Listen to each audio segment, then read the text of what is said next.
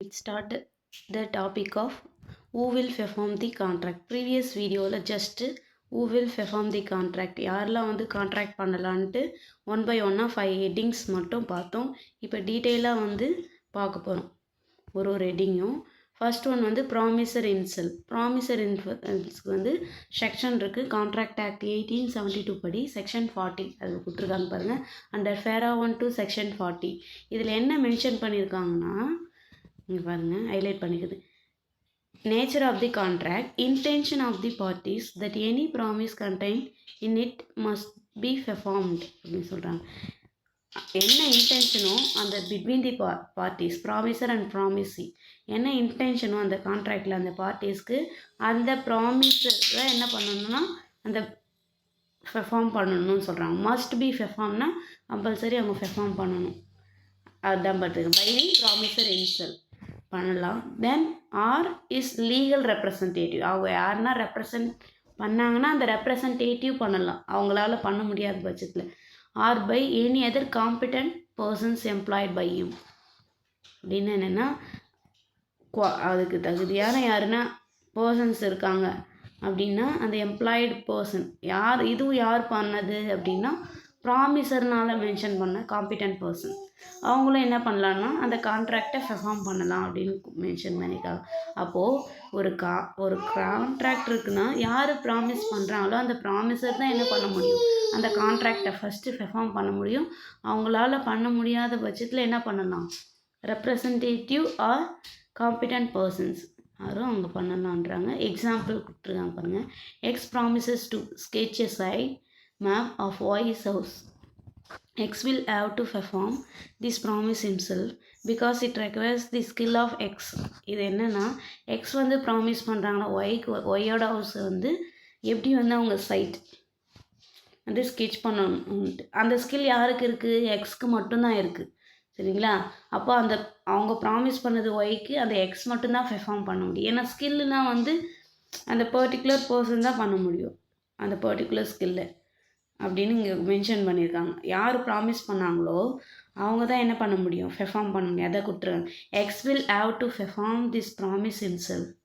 இப்போ எக்ஸ் தான் வந்து என்ன பண்ண முடியும், பெர்ஃபார்ம் பண்ண முடியும். ஏன்னா because it require the skill of X. ஏன்னா அதுக்கு தேவையான ஸ்கில் யார்கிட்ட இருக்குன்னா எக்ஸ் கிட்ட தான் இருக்குது அப்படின்னு சொல்கிறாங்க.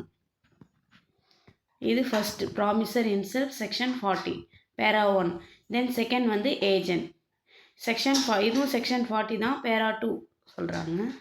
இதை என்ன சொல்கிறாங்கன்னா ஏஜென்ட்ன்றவங்க யாருன்னா ப்ராமிசர்னால் அப்பாயின்மெண்ட் பண்ணுற ஒரு காம்பிடன்ட் பர்சன். நம்ம அதை பார்த்தோம். காம்பிடன்ட் பர்சன்ஸும் என்ன பண்ணலான்னா அது யார், ப்ராமிசர்னால் எம்ப்ளாய் பண்ணியிருக்கணும். Promisor may employ a competent person such as agent to perform the promise if the contract is not formed on personal condition. அவங்க மென்ஷன் பண்ணியிருக்கணும்னு சொல்கிறாங்க. சரிங்களா? ஏஜெண்ட் வந்து பெர்ஃபார்ம் பண்ணலான்னு மென்ஷன் பண்ணியிருந்தா அந்த ஏஜெண்ட் தான் பெர்ஃபார்ம் பண்ணணும். அந்த ப்ராமிஸி வந்து என்ன பண்ணுறாங்கன்னா நீங்கள் தான் பண்ணணும் அப்படின்னு சொன்னாங்கன்னா அது அப்போ வந்து என்ன பண்ணலாம், அந்த மாதிரி சொல்ல முடியாது அப்படின்றாங்க. Not formed on personal conditions. இதுதான் செகண்ட். இதுதான் ஓகே பெர்ஃபார்ம் தி கான்ட்ராக்ட். தென் தேர்ட் வந்து ரெப்ரசன்டேஷன் செக்ஷன் 37. இது என்ன சொல்கிறாங்கன்னா ஒரு கான்ட்ராக்டில் பர்சனல் ஸ்கில்ஸ்க்கெலாம் வந்து என்ன பண்ண முடியாது, ரெப்ரசன்டேஷன் பண்ணுற பர்சன்ஸ் வந்து பண்ண முடியாது. ஏன்னா ஸ்கில் வந்து பர்சனல் ஸ்கில் வந்து வேரியேஷன் ஆகும் அப்படின்றாங்க. அதுக்கெல்லாம் யார், ப்ராமிசர் மட்டும்தான் பண்ண முடியும் அப்படின்றாங்க. இங்கே இருக்குது use of personal skill or it found on personal consideration comes to an end if the promisor dies. Promisor die ஆகிற கண்டிஷனில் அந்த பர்சனல் ஸ்கில் அவங்களுக்கு மட்டும்தான் இருக்கும். அந்த ஸ்கில்ஸ் வந்து வேரியேஷன் ஆகும் அதர் பர்சன்ஸ் பண்ணாலும். இந்த மாதிரி இதுக்கு ப்ராமிசர் பண்ணால் நல்லது இப்படி சொல்கிறாங்க அந்த பர்டிகுலர் கான்ட்ராக்டை. ஆனால் other contract, in case of other கான்ட்ராக்ட்னா இது தவிர்த்து, இப்போ ஸ்கில் ஓரியன்ட் தவிர்த்து அதர் கான்ட்ராக்ட்னா அது டைப் கான்ட்ராக்டுக்கு என்ன சொல்கிறாங்கன்னா லீகல் ரெப்ரசன்டேட்டிவ் யாருன்னா அந்த என்ன பண்ணலாம், அந்த பர்டிகுலர் ப்ராமிஸர் டெத் ஆகிட்டாலோ இல்லை டிசீஸ்ட் ஆகிட்டாலோ அவங்களுக்கு பதில் பெர்ஃபார்ம் பண்ணலான்னு சொல்கிறாங்க. அதான் பாருங்கள். In case of other contracts the legal representative of a deceased promisor are bound to perform it as ப்ரொவைடட்ன்றாங்க. இது வந்து பேரா 2 செக்ஷன் 37 கான்ட்ராக்டில் மென்ஷன் பண்ணியிருக்காங்கன்னு சொல்கிறாங்க, கான்ட்ராக்ட் ஆக்டில். இதுக்கு ஒரு எக்ஸாம்பிள் கொடுத்துருக்காங்க. Example, M promises to sell his car for rupees 1 lakh to என். எண்ணுக்கு என்ன பண்ணுறாங்கன்னா ப்ராமிசஸ் பண்ணுறாங்க, இவ்வளோ 1 lakh ஒருத்தர் இருக்கிற காரை செல் பண்ணுறேன்னு சொல்லிட்டு. என் ஆஃப்டர் எ வீக் வந்து நான் என்ன பண்ணுறேன், காரை செல் பண்ணுறேன், அந்த காரோட ப்ரைஸ் வந்து 1 lakh சொல்கிறேன். பட் எம் டைஸ், எம் என்ன பண்ணிடுறாங்கன்னா 5 days இறந்துடுறாங்கன்றாங்க. அப்படி கான்ட்ராக்ட் பண்ண 5 days இறந்துறாங்க. எம்ஸ் ரெப்ரசன்டேட்டிவ் என்ன பண்ணலாம், லைபிள் எடுத்துக்கலான்றாங்க. Liable to sell the car to N. ஆனால் N will liable to pay rupees 1 lakh. அந்த 1 lakh rupees வந்து யாருக்கு பே பண்ணணும்னா எம்மோட ரெப்ரசன்டேட்டிவ்க்கு பே பண்ணலாம். அப்போ இந்த மாதிரியான கண்டிஷன்ஸில் ரெப்ரசன்டேட்டிவ் என்ன பண்ணலாம், ஒரு கான்ட்ராக்டை லைபிள் எடுத்துக்கலான்னு சொல்கிறாங்க, பெர்ஃபார்ம் பண்ணலாம் அப்படின்ட்டு. தென் ஃபோர்த் வந்து third person. According to section 41 section சொல்லியிருக்காங்க. தேர்ட் பர்சனும் என்ன பண்ணலன்னா ஒரு ப்ராமிஸை மேட் பண்ணலான்னு சொல்கிறாங்க. சரிங்களா? ப்ராமிஸி அக்செப்ட் பண்ணிக்கினாங்கன்னா தேர்ட் பர்சனை என்ன பண்ணலான்னா ஒரு கான்ட்ராக்டை பெர்ஃபார்ம் பண்ணலாம் அப்படின்னு சொல்கிறாங்க. ப்ராமிசர் அண்ட் ப்ராமிஸி அக்செப்ட் பண்ணி பட்சத்தில் என்ன பண்ணலாம், தேர்ட் பர்சனு வந்து கான்ட்ராக்டை பெர்ஃபார்ம் பண்ணலான்னு சொல்கிறாங்க.